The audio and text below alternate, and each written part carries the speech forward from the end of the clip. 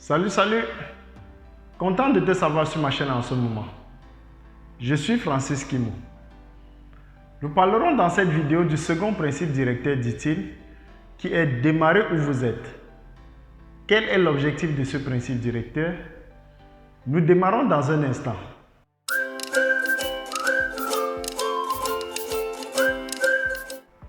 Près de la moitié de ceux qui me suivent ne sont pas encore abonnés à la chaîne.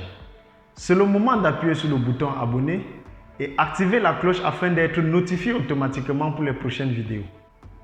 Démarrez où vous êtes.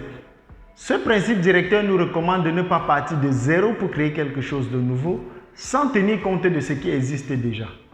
Les services et processus déjà en place doivent être mesurés et observés afin de déterminer leur état actuel et de décider de ce qui peut être réutilisé.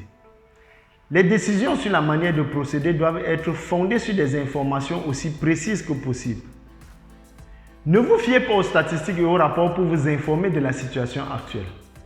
Lorsque vous effectuez une évaluation, observez ce qui se passe par vous-même. Utilisez les métriques uniquement pour soutenir vos observations.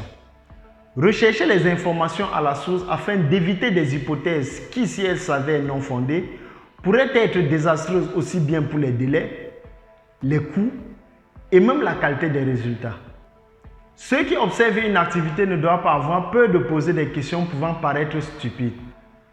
Il peut parfois être bénéfique pour une personne ayant peu ou pas de connaissances préalables du service de faire partie de l'observation, car elle n'a aucune idée préconçue du service et peut détecter des choses qui manqueraient aux personnes directement impliquées.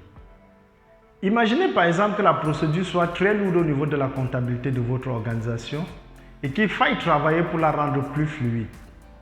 Il ne sera pas question de mettre à la porte tout le personnel comptable, jeter à la poubelle toute la documentation et tout recommencer à zéro. Non.